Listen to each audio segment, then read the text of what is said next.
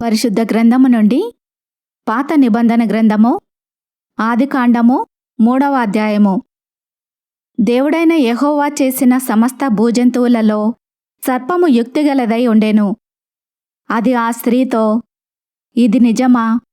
ఈ తోట చెట్లలో దేని ఫలములనైనను మీరు తినకూడదని దేవుడు చెప్పెనా అని అడిగెను. అందుకు స్త్రీ, ఈ తోట చెట్ల ఫలములను మేము తినవచ్చును. అయితే తోట మధ్యనున్న చెట్టు ఫలములను గూర్చి దేవుడు మీరు చావకుండునట్లు వాటిని తినకూడదనియూ వాటిని ముట్టకూడదనియూ చెప్పెనని సర్పముతో అనెను. అందుకు సర్పము, మీరు చావనే చావరు. ఏలయనగా మీరు వాటిని తిను దినమున మీ కన్నులు తెరవబడుననియూ మీరు మంచి చెడ్డలను ఎరిగినవారై దేవతల వలె ఉందురనియూ దేవునికి తెలియనని స్త్రీతో చెప్పగా, స్త్రీ ఆ వృక్షము ఆహారమునకు మంచిదియు కన్నులకు అందమైనదియు వివేకమిచ్చు రమ్యమైనదియునై ఉండుట చూచినప్పుడు ఆమె దాని ఫలములలో కొన్ని తీసుకొని తిని తనతో పాటు తన భర్తకును ఇచ్చెను. అతడు కూడా తినెను.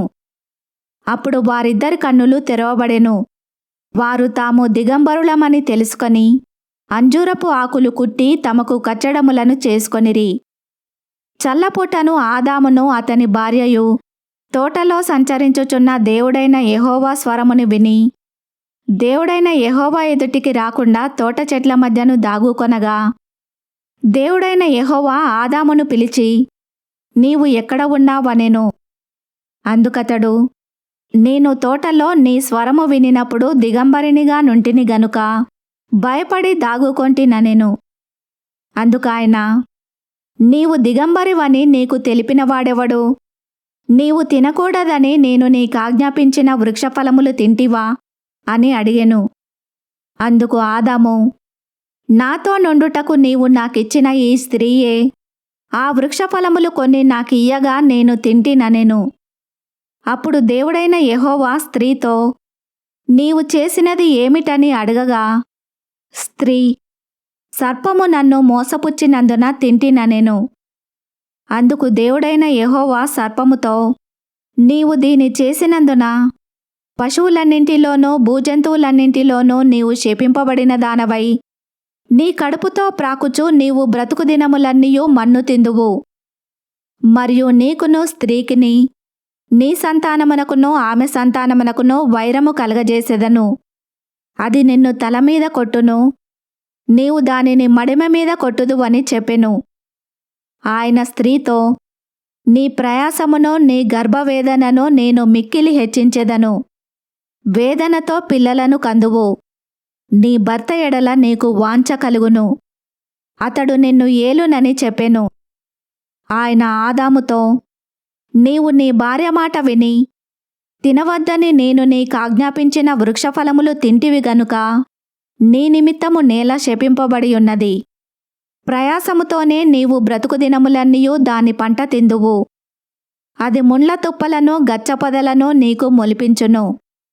పొలములోని పంట తిందువు. నీవు నేలకు తిరిగి చేరు వరకు నీ ముఖపు చెమట కార్చి ఆహారము తిందువు. ఏలయనగా నేల నుండి నీవు తీయబడితివి. నీవు మన్నే గనుక తిరిగి మన్నైపోదువని చెప్పెను. ఆదాము తన భార్యకు హవ్వ అని పేరు పెట్టెను. ఏలయనగా ఆమె జీవము గల ప్రతివానికిని తల్లి. దేవుడైన యెహోవా ఆదామునకును అతని భార్యకును చర్మపు చొక్కాయిలను చేయించి వారికి తొడిగించెను. అప్పుడు దేవుడైన యెహోవా, ఇదిగో మంచి చెడ్డలను ఎరుగునట్లు ఆదాము మనలో ఒకని వంటి వాడాయెను. కాబట్టి అతడు ఒకవేళ తన చెయ్యి చాచి జీవవృక్ష ఫలమును కూడా తీసుకొని తిని నిరంతరము జీవించునేమో అని దేవుడైన యెహోవా అతడు ఏ నేల నుండి తీయబడెనో దాని సేద్యపరచుటకు ఏదెను తోటలో నుండి అతన్ని పంపివేసెను. అప్పుడాయన ఆదామును వెళ్ళగొట్టి ఏదెను తోటకు తూర్పు దిక్కున కెరూబులను జీవవృక్షమునకు పోవు మార్గమును కాచుటకు ఇటు అటు తిరుగుచున్న ఖడ్గజ్వాలను నిలువబెట్టెను. ఈ వాక్యమును విన్న మిమ్ములందరినీ దేవుడు దీవించునుగాక. ఆమెన్.